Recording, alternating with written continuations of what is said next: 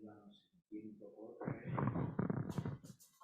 tiempo corre sin misericordia, así que pasamos ya al segundo servicio y hoy tenemos al hermano Miguel Cabrera de visita con su familia. Y entonces vamos a empezar cantando el himno 133. Y como él lo toca, pues qué bien. Himno 133.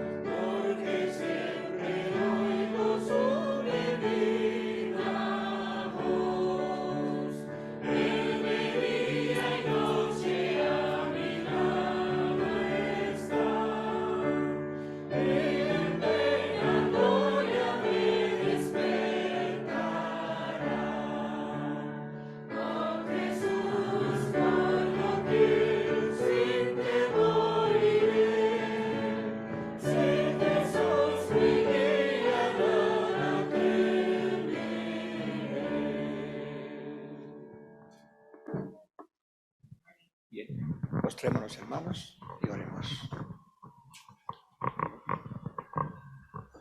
¿Cómo se llama tu esposa?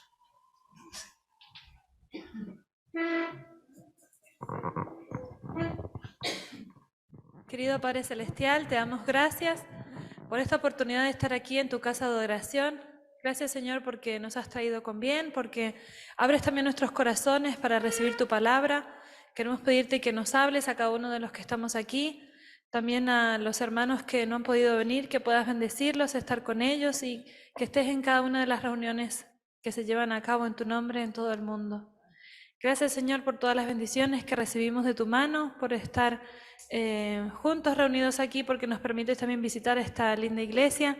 Quiero también pedirte especialmente que puedas bendecir a estas familias que se reúnen en este lugar, Señor, y te damos gracias por este bello sábado que podemos disfrutar. En nombre de Jesús, amén.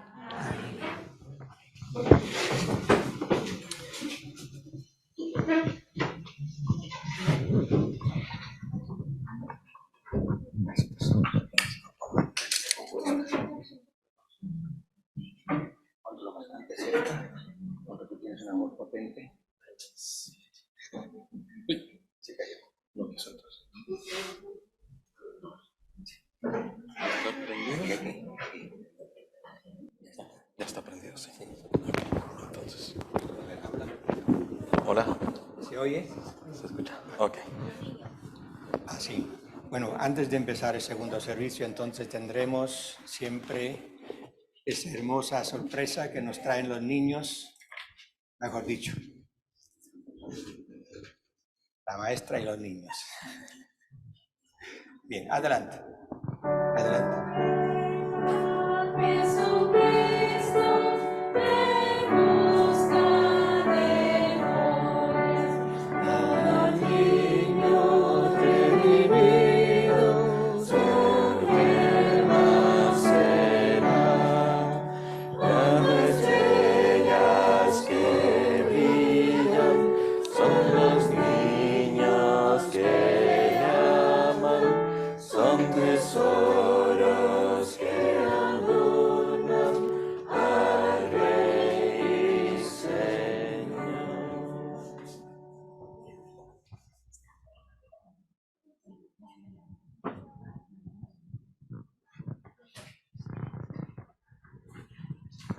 Para honra y gloria de Dios vamos a cantar Amor tan grande.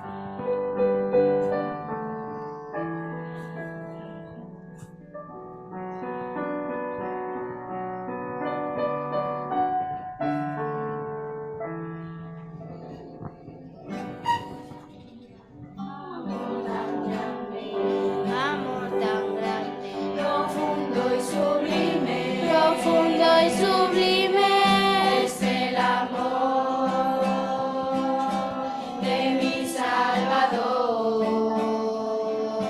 No hay nada en el mundo, no hay nada en el mundo que pueda igualarse al tierno amor de mi buen Jesús. Dios de amor, oh Dios de amor, solo eres tú. Dios de amor, no hay otro Dios como Él. Fuera de ti no lo hay, no hay otro Dios como tú, no lo hay.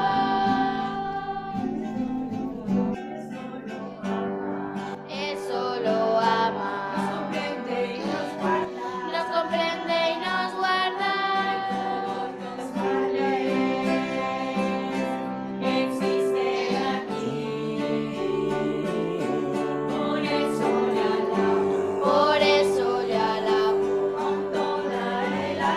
con toda mi alma, al tierno amor de mi buen Jesús. Dios de amor, oh Dios de amor, eres tú. Dios de amor, no hay otro Dios como tú. Fuera de ti no lo hay, no hay otro Dios como tú, no lo hay. No hay otro Dios como tú, no lo hay.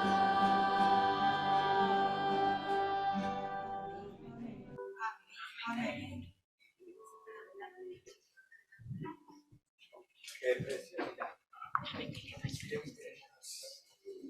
Más corta la salida de este lugar.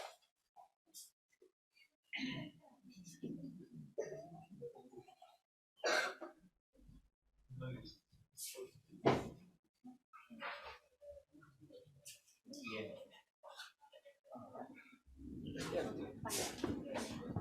Entonces el hermano Miguel Cabrera tiene la oportunidad de exponer la palabra. Muchas gracias.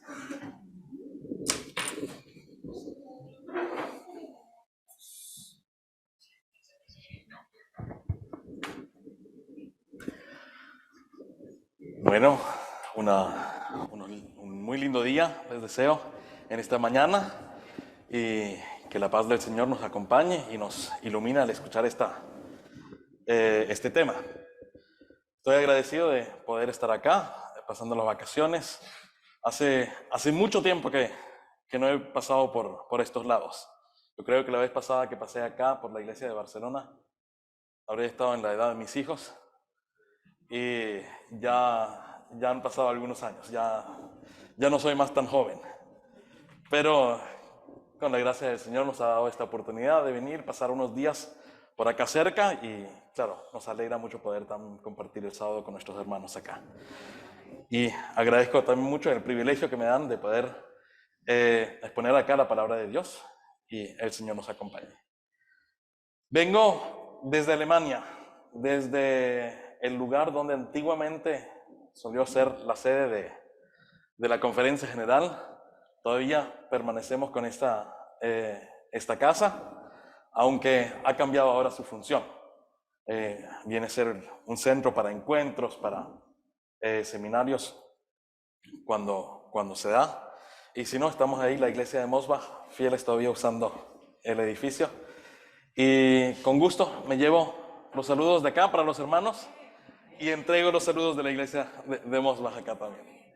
Bueno, el Señor nos bendiga. Quiero compartir con ustedes hoy un tema acerca de la palabra responsabilidad. Y ahora, no sé qué pensamientos les surgen cuando escuchan esta palabra, responsabilidad. ¿Con qué la asociamos? ¿Cuándo usamos esta palabra?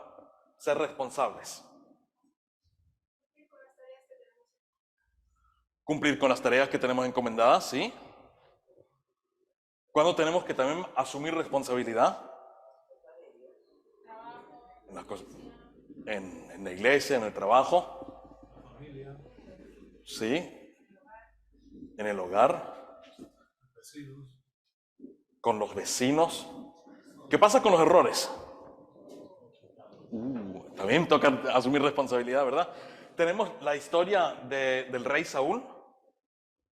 ¿Cuál fue la razón, o digamos la última razón por la que entonces el Señor dijo, ya está?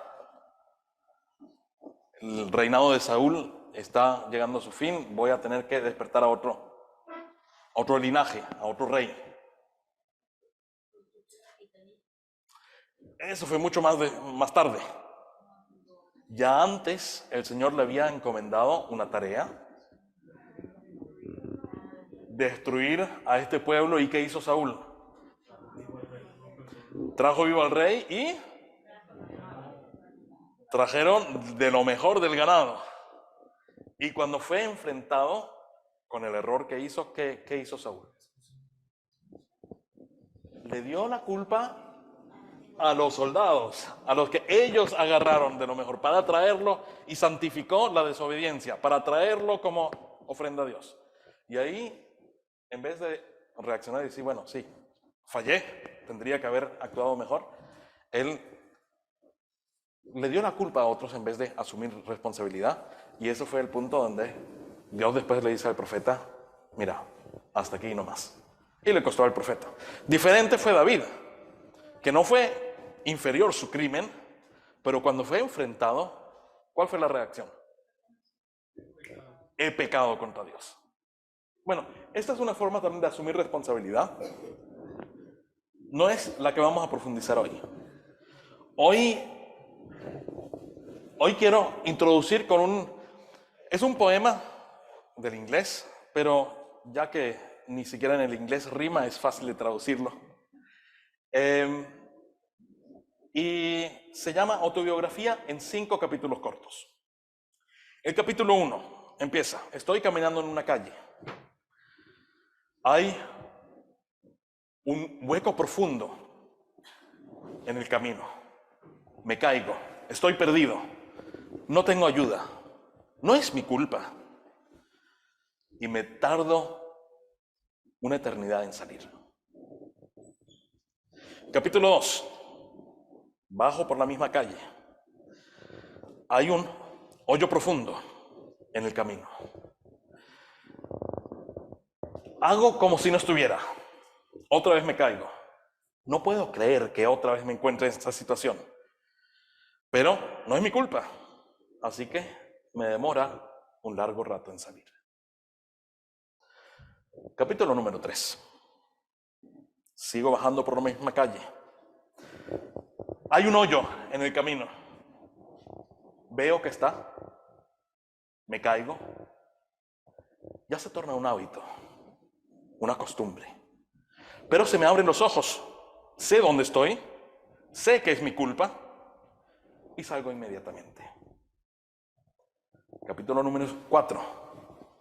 Sigo caminando por la misma calle.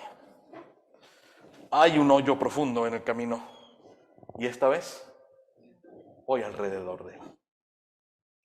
Capítulo número 5. Bajo por otra calle.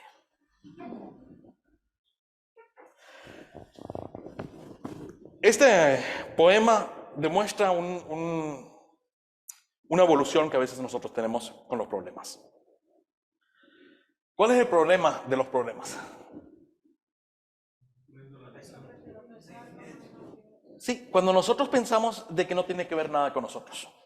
Cuando nosotros pensamos que es la culpa de otra persona, que hay otra persona que tiene que asumir responsabilidad. ¿Cuántas veces nos vemos hoyos en la calle y decimos, uy, ¿cuándo viene la municipalidad a llenar este hueco? Y seguimos buscando un camino, nos molestamos si se nos rompe algo en el auto, en vez de buscarle una solución. En este caso, si no podemos llenar el hoyo, busquemos otra calle, esquivemos. El reconocer que nosotros tenemos que asumir una cierta responsabilidad, el que nosotros tenemos parte en la culpa, quizá no en formar el hoyo, pero sí en usar esta calle, nos ayuda a ver de que nosotros podemos influenciar la solución. Pero, ¿qué significa asumir responsabilidad para atraer un cambio? Quiero que nosotros veamos una historia bastante conocida y vamos a saltar partes de la historia. Vamos a ver unos puntos detallados. Quiero invitarlos a abrir en Génesis capítulo 37 y leemos ahí los versículos 26 al 28. La historia en sí es la historia de José. Yo asumo de que ustedes todos conocen la historia de este hijo de Jacob, de cómo fue su relación con los hermanos, cómo sucedió después también. Vamos a entonces ir saltando esta historia a unos puntos claves para el tema de hoy. Génesis capítulo 37, versículos 26 al 28. Entonces Judá dijo a sus hermanos, ¿qué provecho hay que matemos a nuestro hermano y encubramos su muerte? Venid y vendámoslo a los ismaelitas y no sea nuestra mano sobre él, porque él es nuestro hermano, nuestra propia carne, y sus hermanos convinieron con él. Y cuando pasaban los madianitas mercaderes, sacaron ellos a José de la cisterna y le trajeron arriba y le vendieron a los ismaelitas por 20 piezas de plata y llevaron a José a Egipto. Qué hermanos, ¿no? No le matemos. Vendámoslos para que a otros lo maten. Eso es consideración entre hermanos. Bueno, saltemos al capítulo 39. Leamos ahí, versículo 1 al 4. Llevado pues José a Egipto, Potifar, oficial de Faraón, capitán de la guardia, varón egipcio, lo compró de los ismaelitas que lo habían llevado allá. Mas Jehová estaba con José y fue varón próspero y estaba en la casa de su amo el egipcio.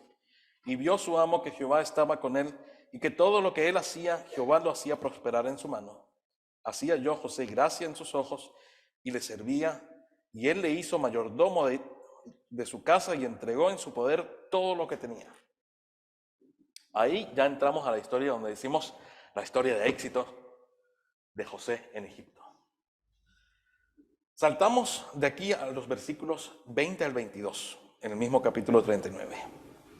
Y tomó su amo a José y lo puso en la cárcel donde estaban los presos del rey y estuvo allí en la cárcel. Pero Jehová estaba con José y le extendió su misericordia y le dio gracia en los ojos del jefe de la cárcel. Y el jefe de la cárcel entregó en mano de José el cuidado de todos los presos que había en aquella prisión. Todo lo que se hacía allí, él lo hacía. Vemos un bajón, pero otra vez surge José. Y saltamos al capítulo 41, versículo 14.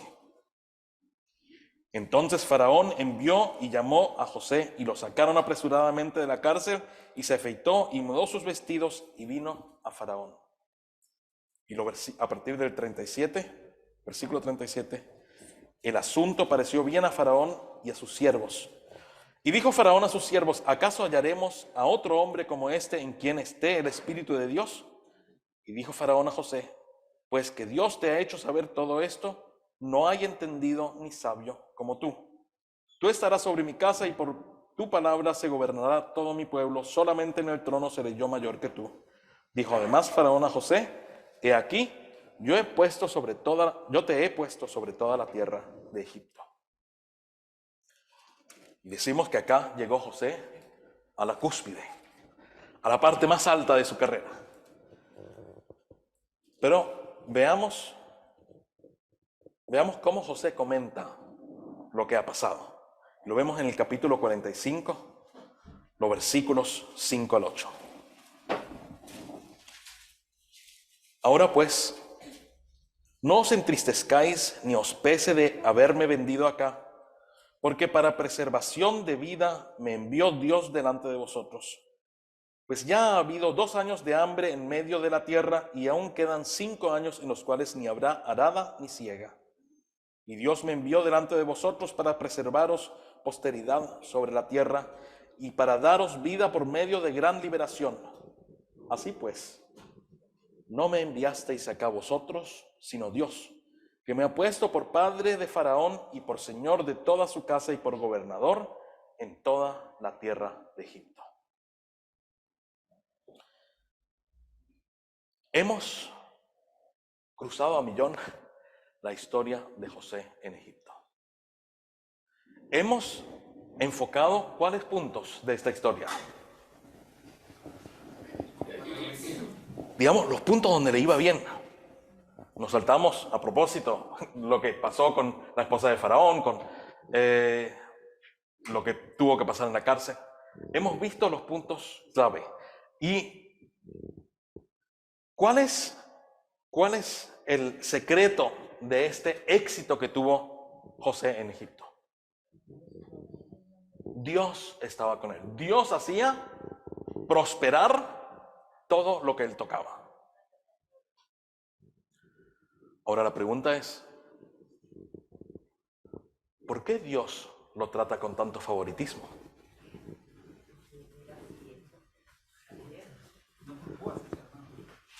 Bueno, al final, es que mucho de lo que nosotros experimentamos, cuando vemos hacia atrás, vemos el camino que hemos trazado, vamos reconociendo cómo el Señor nos ha guiado.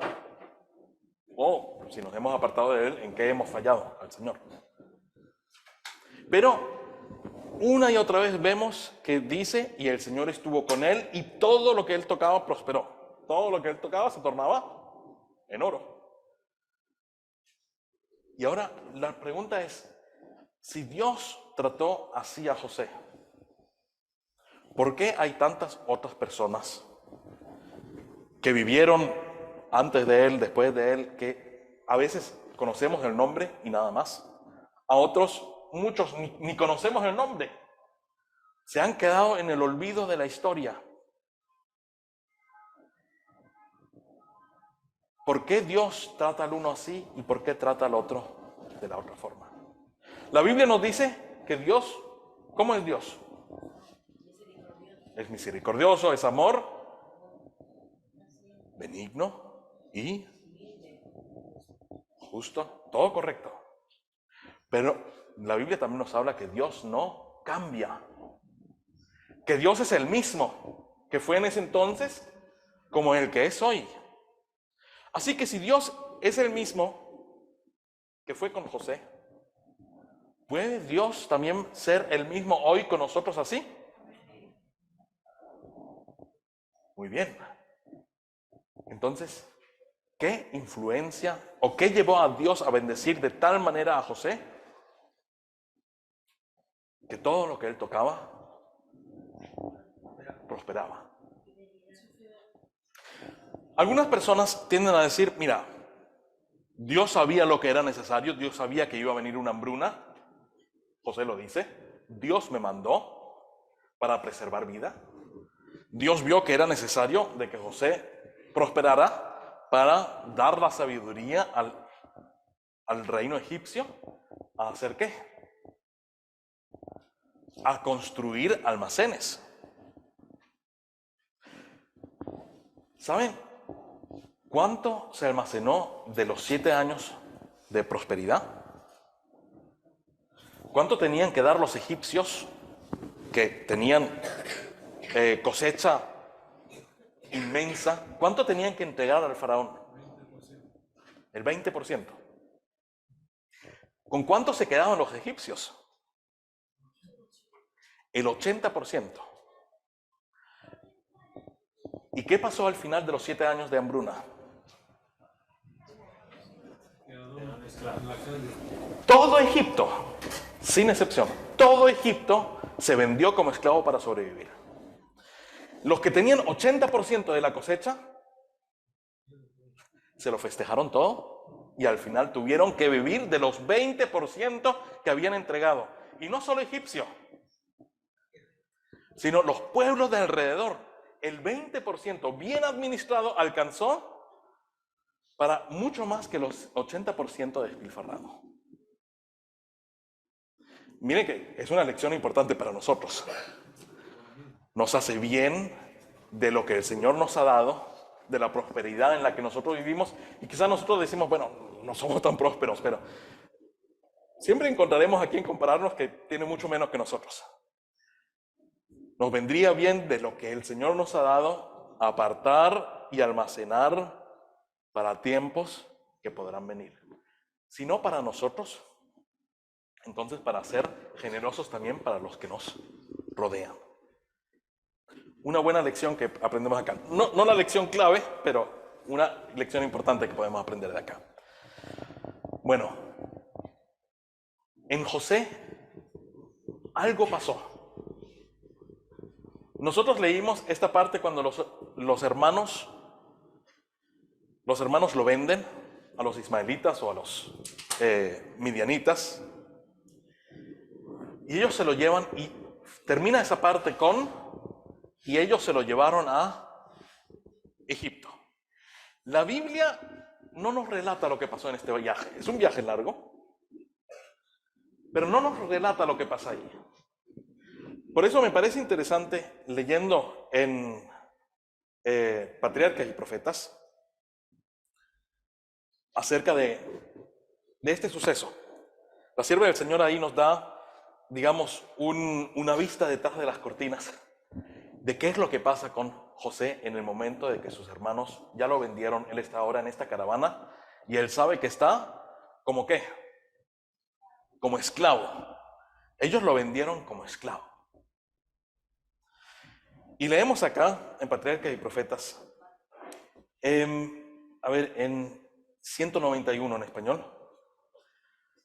Mientras tanto, José y sus amos iban en camino hacia Egipto. Cuando la caravana marchaba hacia el sur, hacia las fronteras de Canaán, el joven pudo divisar a lo lejos las colinas entre las cuales se hallaban las tiendas de su padre. Lloró amargamente al pensar en la soledad y el dolor de aquel padre amoroso. Una vez más recordó la escena de Dotán. Vio a sus airados hermanos y sintió sus miradas furiosas dirigidas hacia él. Las punzantes e injuriosas palabras con que habían contestado a sus súplicas angustiosas todavía resonaban en sus oídos. Con el corazón palpitante pensaba en qué le reservaría el futuro. ¿Qué cambio de condición? De hijo tiernamente querido, había pasado a ser esclavo menospreciado y desamparado, solo y sin amigos. ¿Cuál sería su suerte en la extraña tierra donde iba? Durante algún tiempo, José se entregó al terror y el dolor sin poder dominarse. ¿Podemos imaginarnos esta escena? ¿Podemos sentir con José?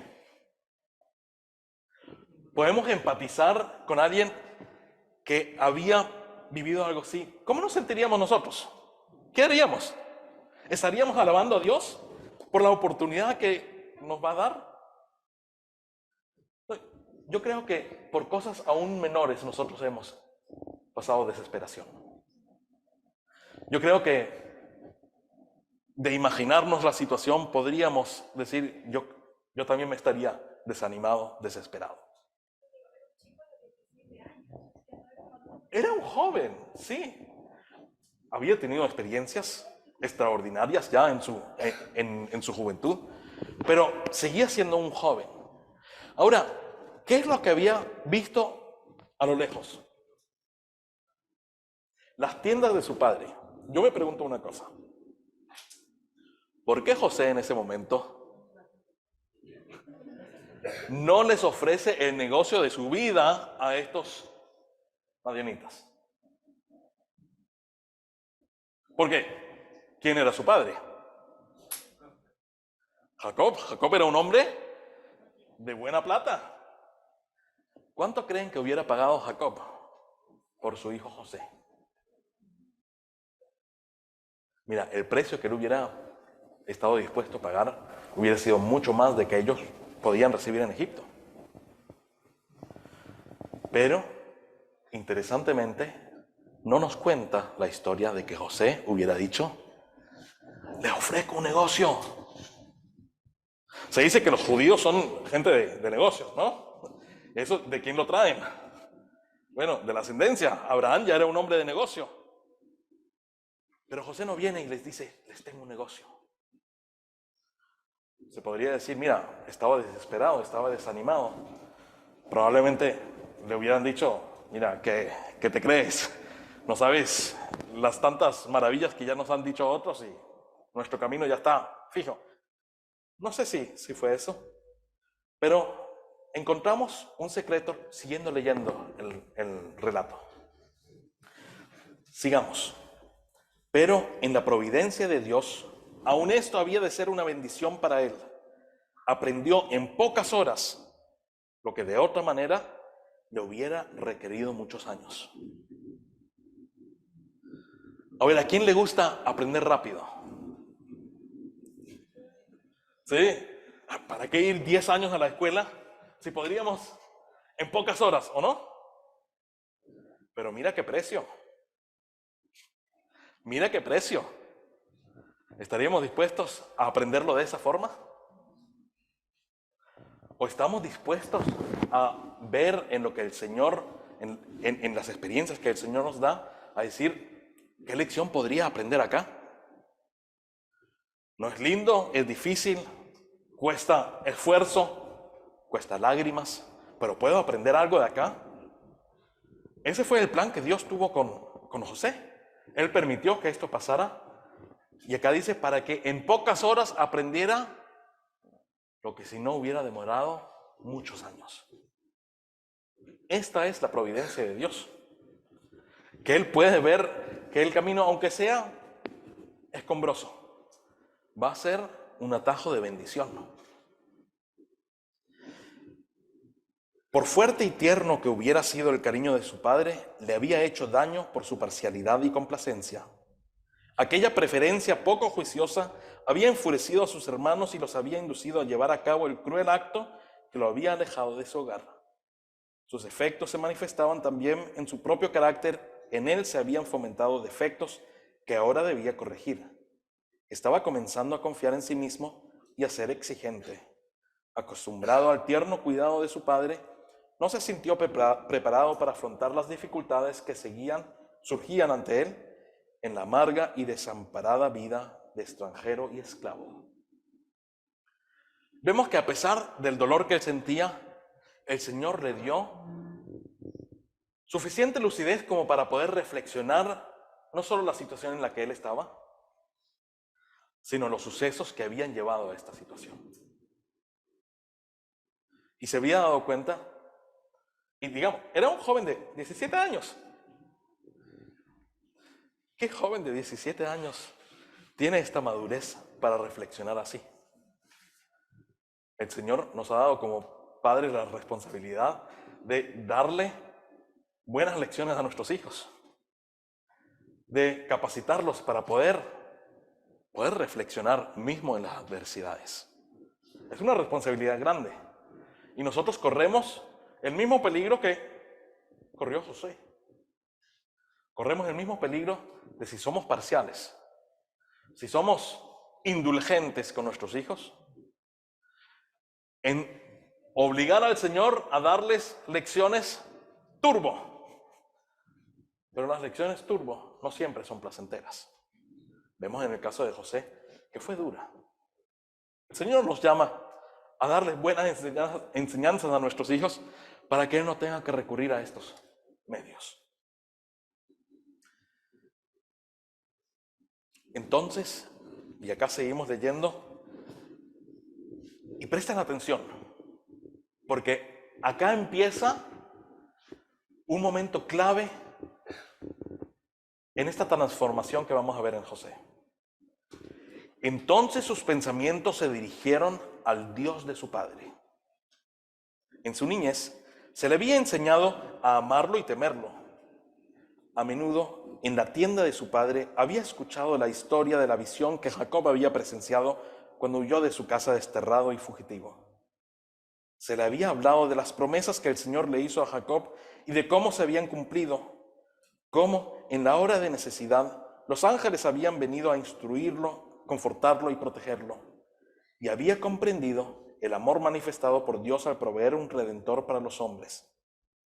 Ahora, todas estas lecciones preciosas se presentaron vivamente ante él.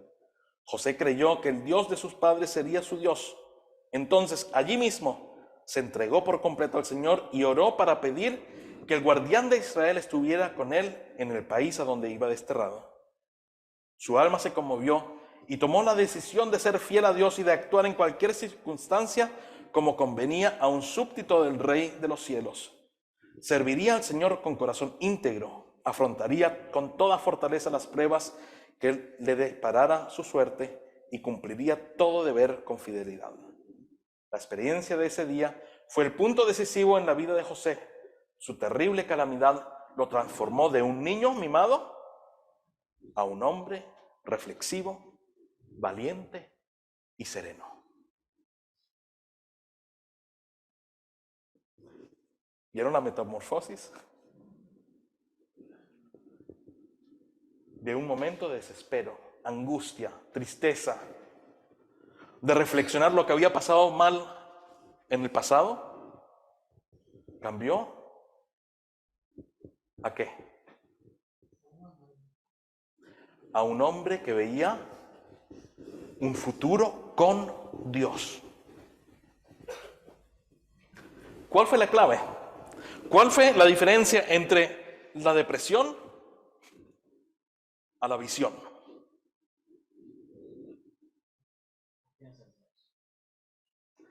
La confianza en Dios está en esa transición. Pero las palabras claves son: entonces sus pensamientos se dirigieron a Dios, al Dios de su Padre.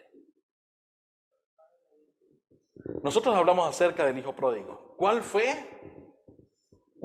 el momento clave que cambió la dirección del hijo pródigo? La reflexión, cuando sus pensamientos se tornaron de su placer y después su angustia y su calamidad hacia el Padre, hacia el hogar. Cuando nuestros pensamientos se elevan a Dios, nuestras circunstancias quizá no cambian, pero nuestra posición para con nuestras circunstancias cambian totalmente.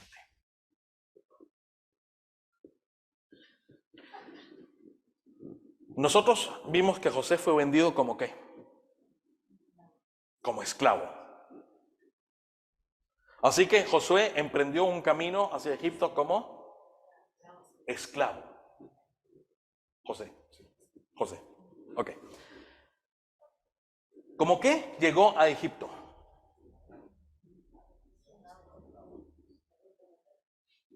Como esclavo, decimos. Y obviamente la historia nos cuenta de que fue vendido a Potifar. Pero yo no estoy de acuerdo. ¿Cómo qué entró Josué a Egipto? ¿Cómo qué entró? Hijo de Dios. Yo voy a postular un pensamiento y vamos a buscar el porqué. José entró como agente secreto en una misión tan secreta que ni siquiera él la conocía. Pero él se propuso a servir a Dios independientemente de las circunstancias. independientemente de las dificultades. José esperaba dificultades. José esperaba problemas, pero se propuso en el corazón: yo seré fiel ¿a quién?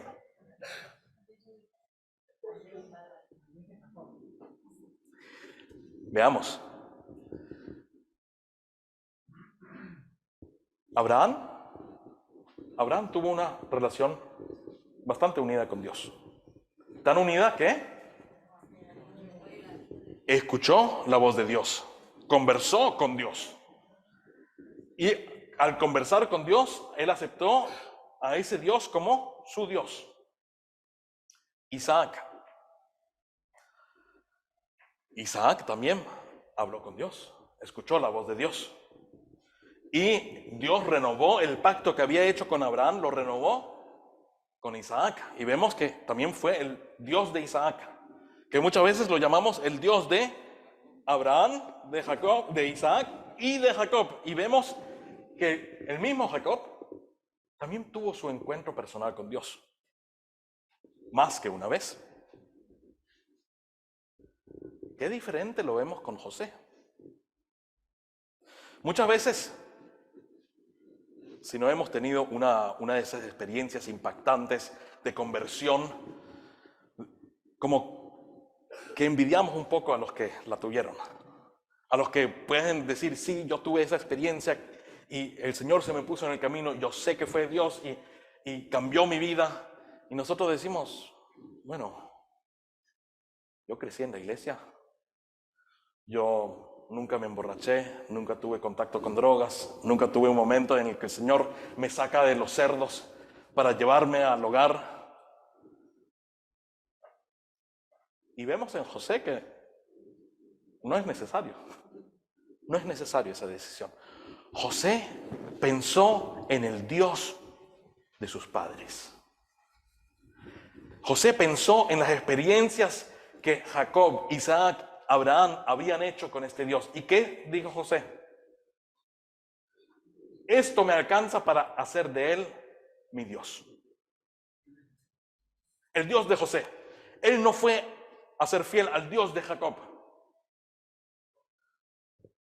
Quizá han escuchado el pensamiento que Dios no tiene nietos. Dios solo tenía hijos. El Dios de mi padre no me alcanza. Como padres tenemos la responsabilidad de educar a nuestros hijos para que ellos acepten a Dios como su padre, no como el Dios de su padre. Los traemos a la iglesia, les tenemos que animar a veces, tenemos que enseñarles que no sigan las tentaciones que llevan los amigos, que van a sus fiestas, Sí, a veces ellos tienen que sufrir un poco. Nos ha tocado a nosotros no asistir a las fiestas que otros invitan, que justamente es el día sábado, normalmente. No vamos a reunirnos con los otros porque vamos a guardar el sábado. Si nos recordamos lo que hemos pasado esto en nuestra niñez, sí éramos diferentes. Pero esas experiencias no nos llevan, no nos salvan, si no llegamos al punto de que el Dios de mis padres venga a ser mi Dios.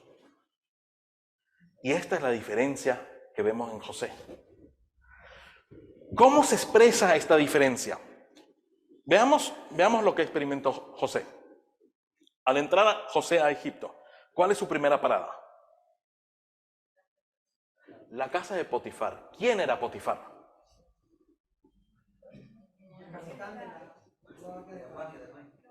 Entonces, ¿qué estatus social tenía este capitán? Era alguien de recursos. Imaginémonos, y quizá ya hayan visto también esta diferencia. Cuando vamos a comprar, nosotros sabemos que tenemos que administrar lo que tenemos, la plata que tenemos. Y tenemos que comprar conforme a lo que tenemos.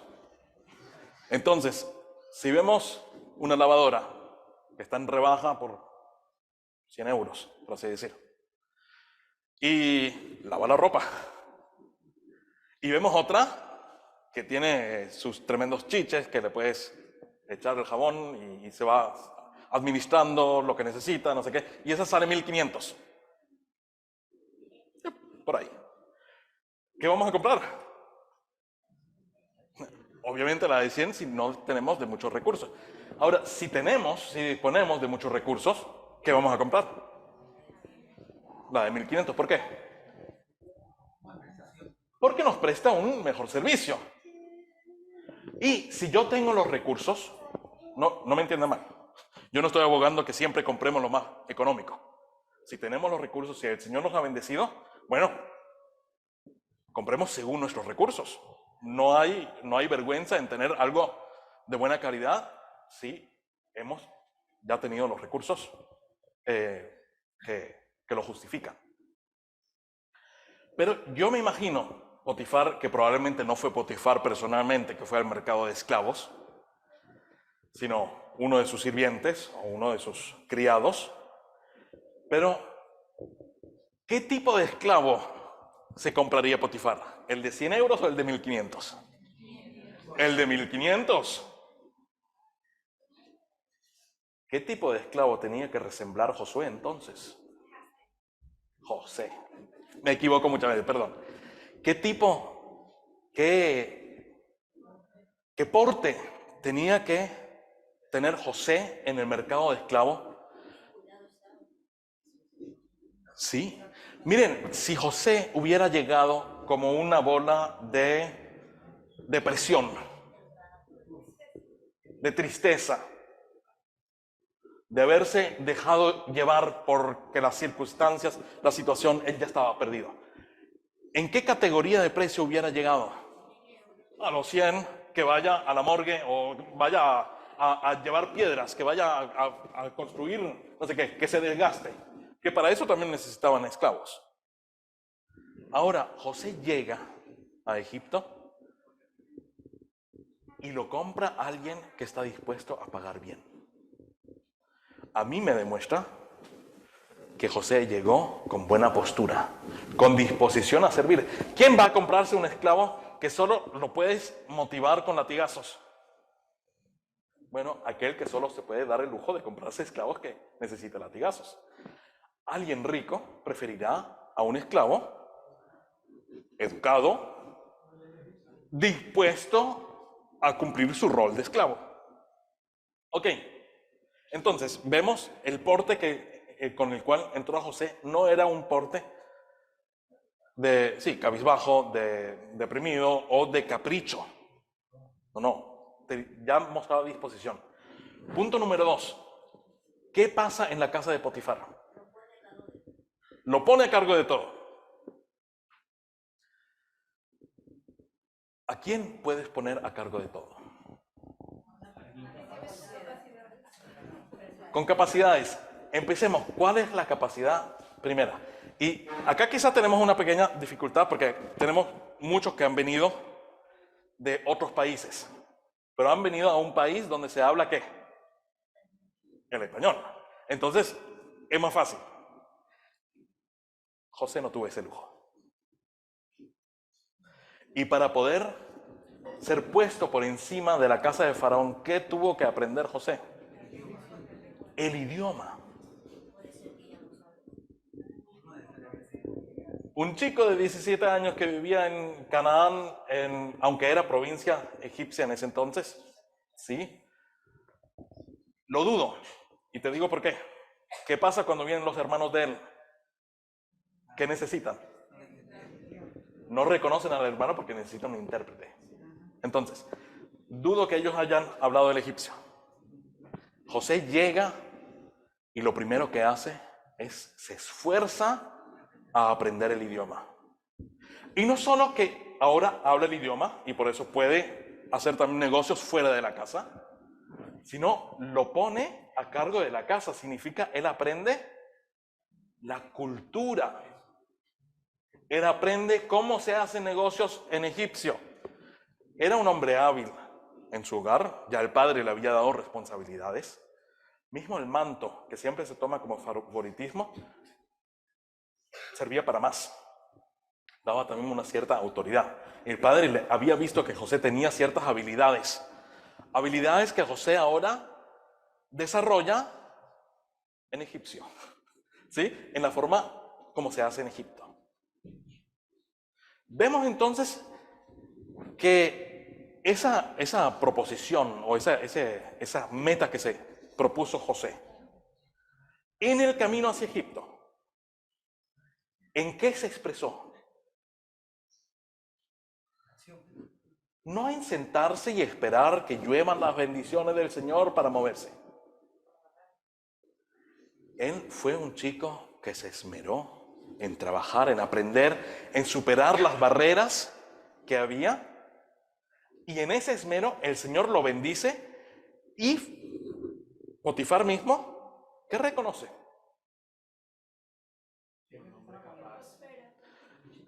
Que es un hombre capaz, sí, va más allá. Sí, los resultados que da, pero va más allá, lo que nos dice la Biblia. Este hombre de poder pagano reconoce que hay algo especial en este chico. Que hay algo sobrenatural en este chico. ¿Conocen el versículo de Mateo 5:16? Creo que es el 5:16. Donde... Ajá. Exacto. Así alumbre vuestra luz delante de los hombres para que vean vuestras buenas obras, vean que ustedes son juiciosos, vean que lo que ustedes hacen rinde y glorifiquen al Padre que está en los cielos. Mismo un pagano viendo a José, vio que Dios estaba con él. ¿No es una linda meta? Que nosotros nos esforcemos, hagamos las cosas bien, lo mejor que podemos, pero no para que después nos acaricien la espalda, nos golpeen el hombro, sino para que reconozcan. No. Acá hay algo más. Acá está obrando Dios. Y vemos, al fin y al cabo, que José aprendió a administrar en la casa de Potifar lo que nosotros llamaríamos quizá una pequeña empresa. Él tenía a otros esclavos a su cargo, probablemente otros esclavos también de alta gama, porque Potifar no solo iba a comprar a José como bueno, quizá eran esclavos dispuestos a servir, pero hay que dirigir también a personas. De ahí hay una caída. Va a la cárcel. ¿Qué aprende en la cárcel?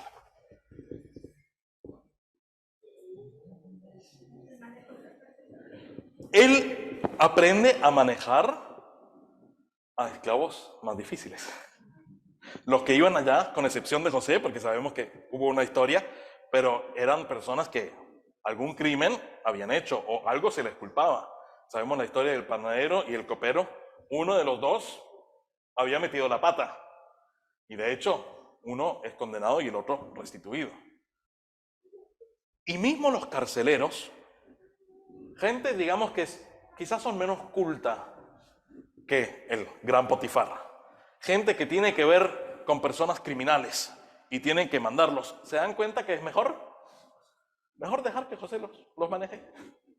Ellos tienen una vida más cómoda y la situación se va encaminando mejor. Y José aprende a dirigir en la cárcel lo que llamaríamos más bien una empresa mayor. Y de la cárcel, José va a la corte. Al palacio, sí. Bueno, no estuvo mucho tiempo en el palacio, pero él recibió, digamos, los honores de la familia real. ¿Y por qué los recibe?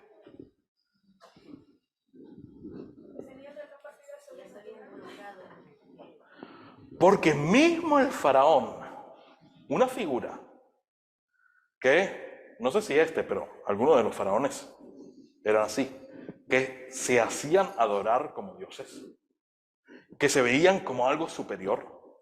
Mismo este faraón pagano, ¿qué reconoce? Que no hay otro como este José que tiene el Espíritu de Dios que le revela los misterios. Y mismo faraón dice, me conviene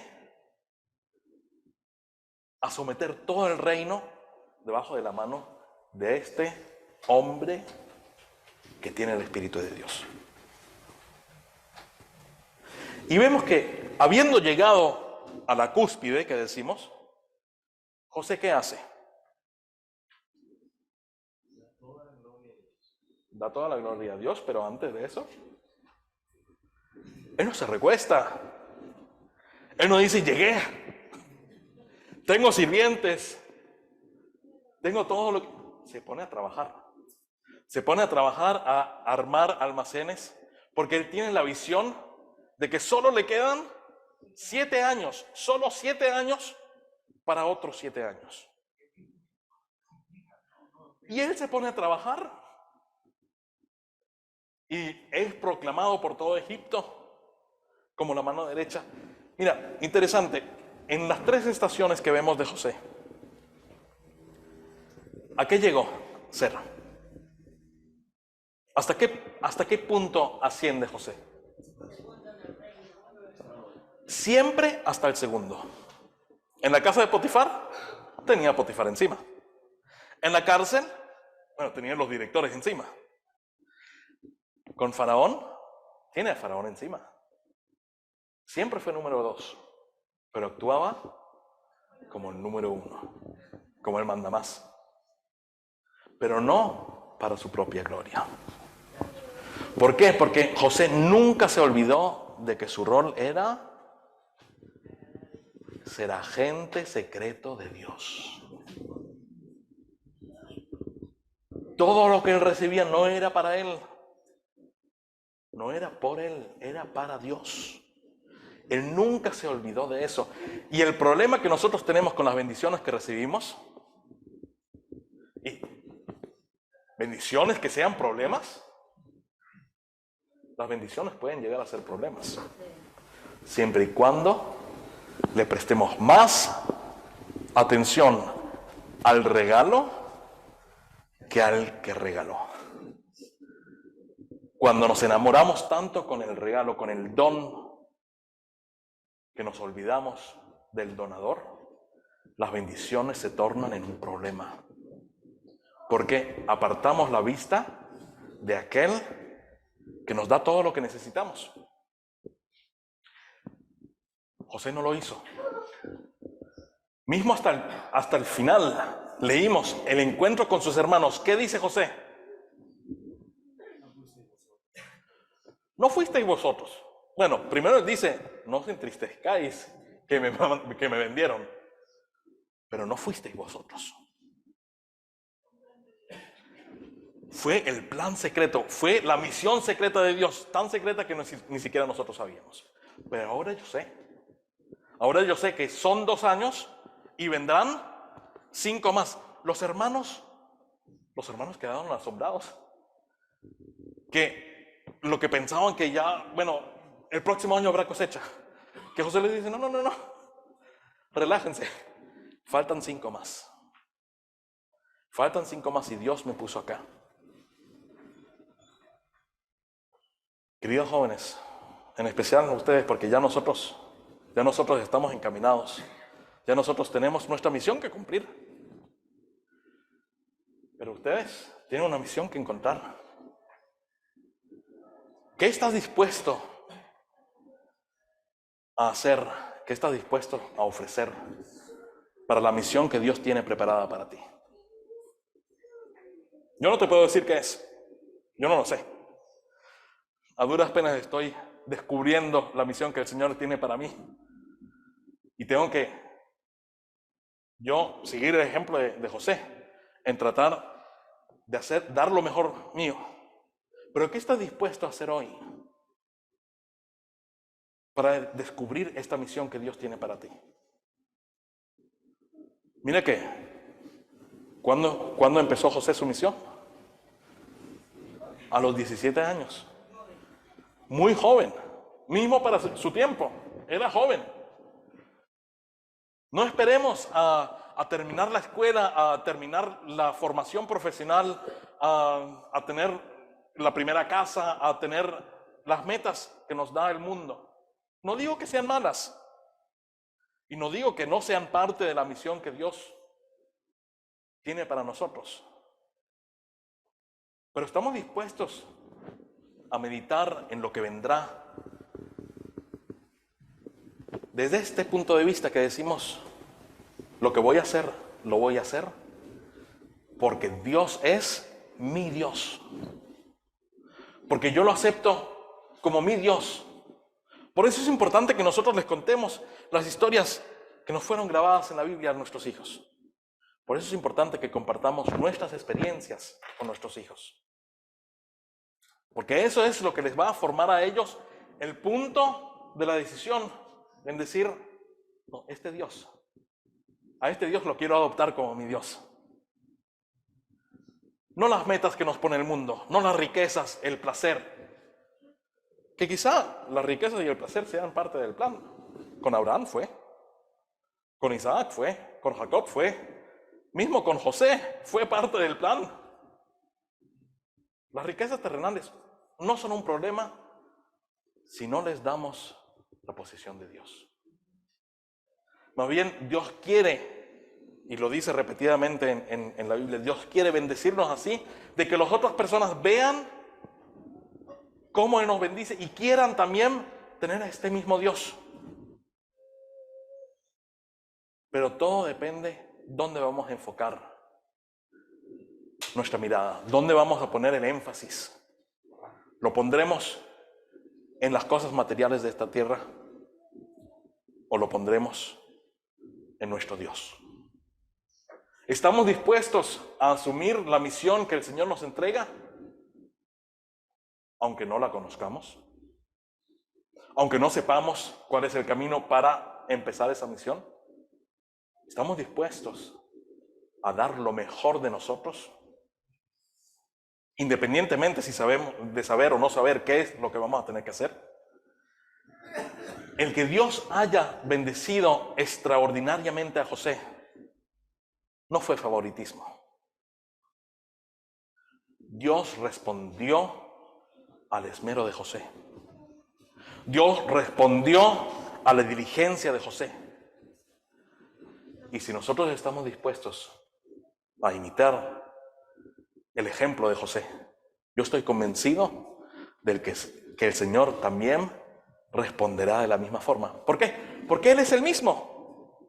Es el mismo hoy que fue antaño.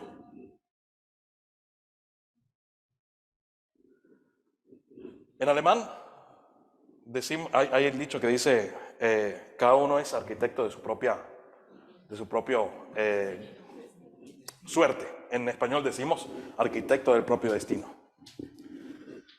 Y hasta cierto punto eso enfoca en las decisiones, en los actos que nosotros hacemos.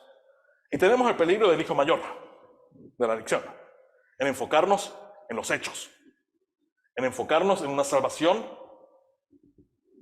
propia, una salvación por nuestros actos. Y no se trata de eso, pero los actos son importantes. La pregunta es, ¿qué alimenta tus decisiones? ¿Qué alimenta tus actos? ¿Es tu rendimiento al Señor? ¿Es porque tú quieres dar la mejor imagen de Dios ante los hombres? ¿Es porque tú quieres que las personas vean lo que tú haces y digan, este Dios es un Dios bueno? ¿Estás buscando tú la gloria de Dios o estás buscando la propia? ¿Qué dice Jesús acerca de los que buscan la recompensa de este mundo? Que ellos ya la han recibido. Y ese es el peligro. Si nosotros buscamos la recompensa de este mundo, la recibiremos. pero nos quedaremos igual de vacíos que el hijo mayor. José buscó la gloria de Dios. Y se nos da el testimonio de que, viendo a José, la gente alababa a Dios, le daba la honra a Dios. No decía qué chico más esmerado, qué chico más capaz, sino decía qué Dios más maravilloso. Que el Señor nos ayude a que nuestra vida dé este mismo testimonio. A que nuestra vida no les haga pensar a las personas qué persona más educada, qué persona más prosperada, sino que digan qué Dios a quien sirve. Amén.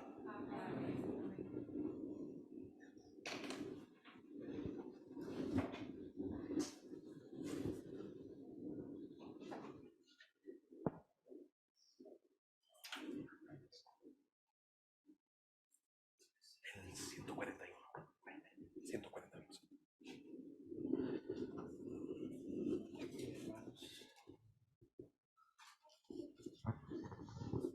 Siempre me viene esa pregunta.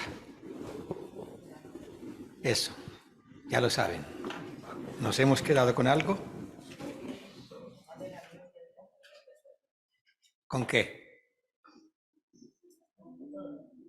Hacer de Dios nuestro Dios. Darle siempre la gloria de Dios. Muy bien. Bien. Y creo que con más nos hemos quedado. Pero a lo mejor si les pregunto el sábado que viene, ya no se recordarán de tanto.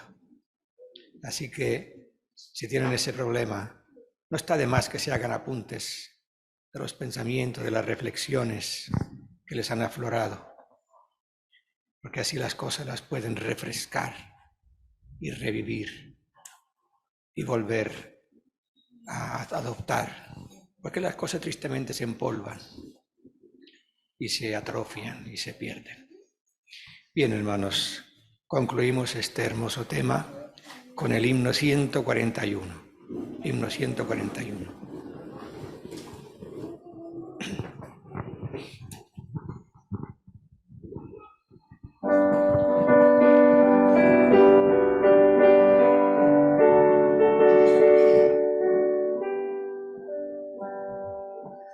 Más de Jesús deseo saber, más de su gracia conocer, más de su salvación gozar, más de su dulce amor gustar.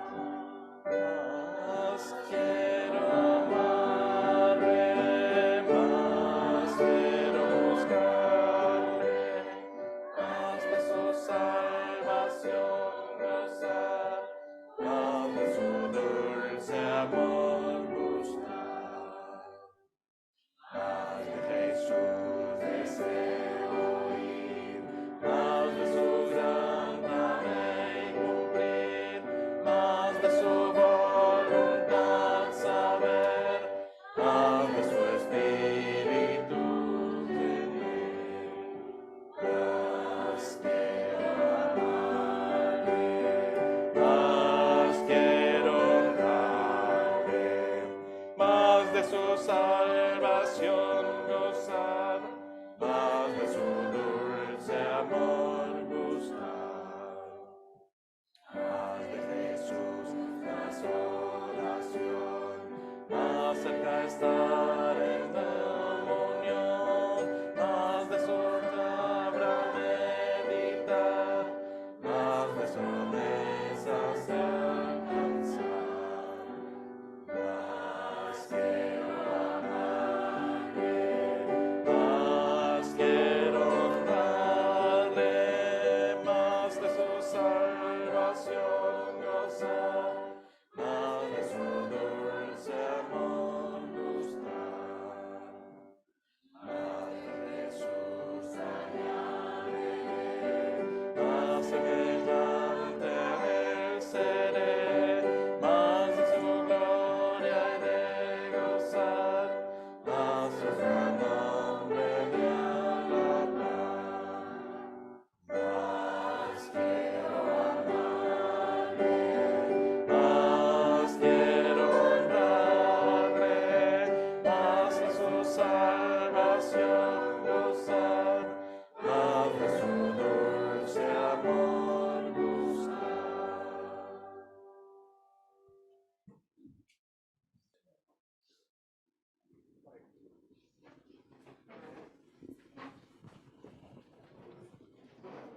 Oremos. Amado Dios, te damos las más infinitas gracias por darnos el privilegio de gozar con vida, de gozar de salud, de estar delante de tu presencia en esta mañana en tu santo sábado y poder haber hecho el segundo servicio. Te rogamos que estas palabras no caigan en corazones insensibles ni en mentes olvidadizas, sino que podamos, con tu ayuda, con el poder de tu Santo Espíritu, ponerla en práctica. Que, como dice tu palabra, busquemos primeramente el reino de Dios y su justicia para que lo demás sea añadido. Que no estemos desesperados, ni preocupados, ni haciendo intentos para obtener lo que es la añadidura, sino que primero te busquemos a ti. Y que el propósito principal de nuestras vidas sea que a través de nuestros actos, de todo lo que hagamos, sea de manera secular o espiritual, la gloria la recibas tú, porque eres el único merecedor de gloria y honra. Porque toda gloria que podamos recibir nosotros es vana en sí misma. Danos tu paz, danos tu bendición, extiende tu amor y tu misericordia sobre todos tus hijos en la ancha faz de la tierra y permite que en cada uno de los que estamos aquí pueda darse la verdadera conversión. Que no seamos más simplemente cristianos teóricos, sino que se pueda llevar en la vida práctica todo aquello que es escrito en tu palabra. No somos nada para implorar tus favores, pero todo te lo pedimos sin merecerlo, en el nombre de Jesús. Amén. Amén.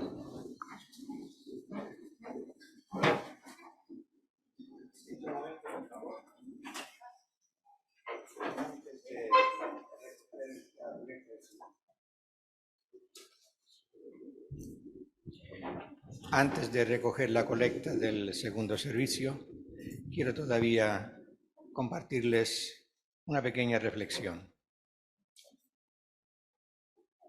Cuando Daniel y sus compañeros se vieron involucrados en ser aniquilados juntamente con los sabios de Babilonia, ellos no habían hecho ningún mal, pero como pertenecían al grupo de los sabios, Nabucodonosor, en su arrebato de ira, ordenó acabar con todos. ¿Y quién ha leído o quién se acuerda de la oración de Daniel en esa ocasión? Hay una expresión que la llevo muy bien guardada, que vale mucho. Dios de mis padres. ¿Qué quiere decir eso? El hermano ha expuesto muy bien un aspecto, pero cuando Dios mismo dice Dios de Abraham, Dios de Isaac y de Jacob, y dice, para siempre se me conocerá con este nombre, eso tiene un significado muy grande, muy profundo, muy necesario para nosotros. Por favor, aporten reflexiones. ¿Por qué Dios se identifica así? ¿Y por qué Daniel, en ese momento de extrema necesidad, donde peligraba la vida suya y de todos los sabios de Babilonia, no era solamente la suya, ¿no?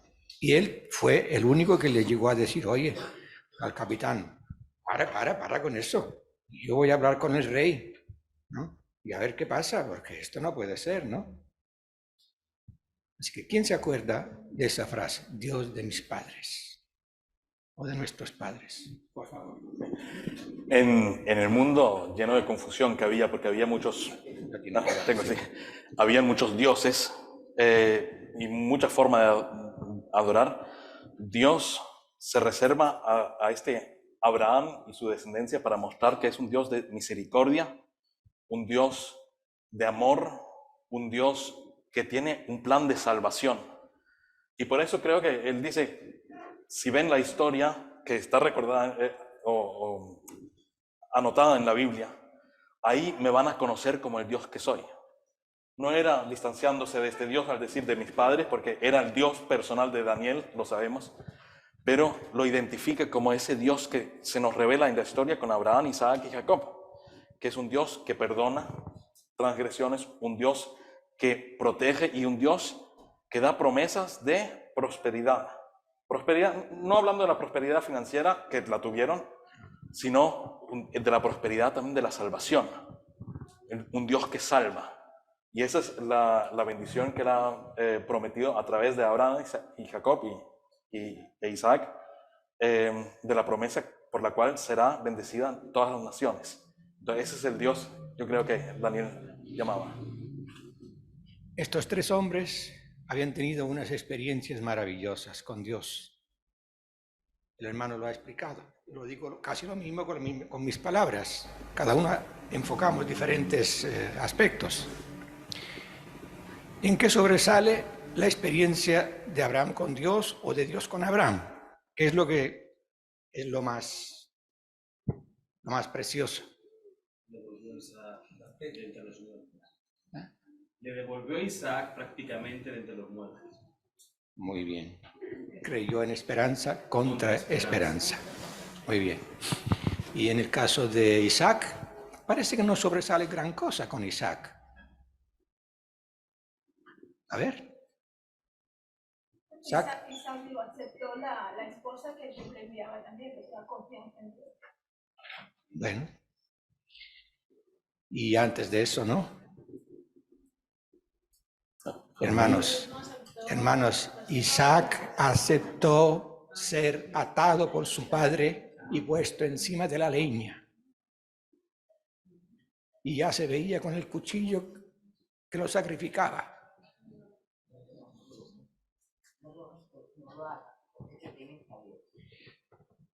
Y Jacob, bueno, cada personaje sería muchos temas, pero y Jacob, ¿cuál es lo más iluminador de las experiencias de Dios con Jacob?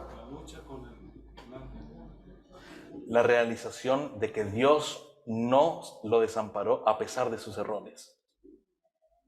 Que Dios nunca lo dejó.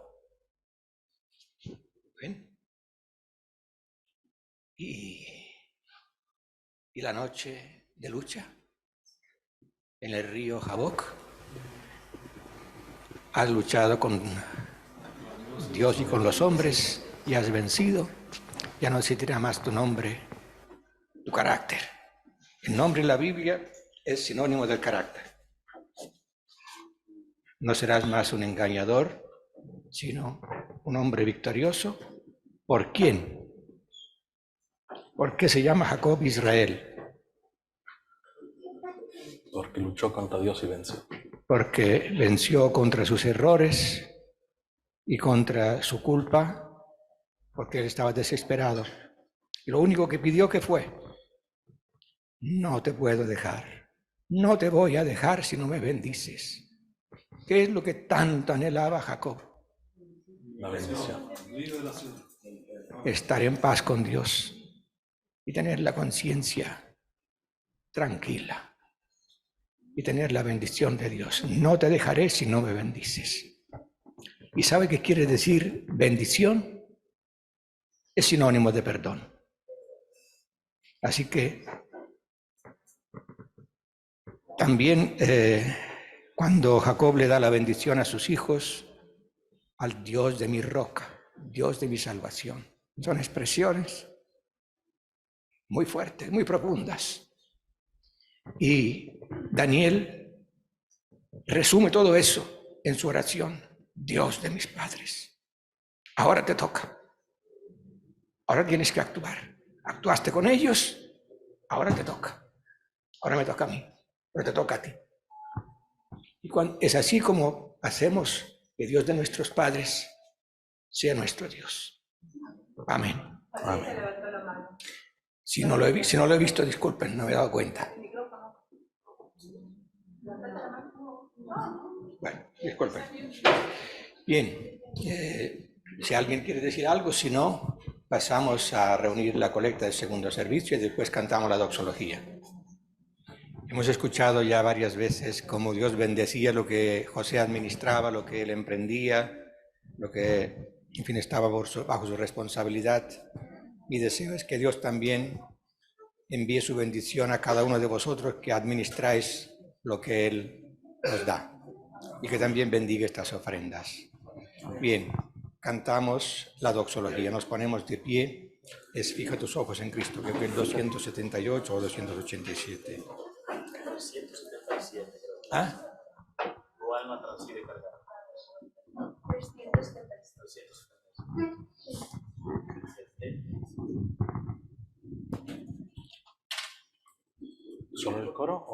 ¿Solo el coro? ¿O? Solamente el coro, sí. Ok. Puede ser un poco de preludio, pero es el coro.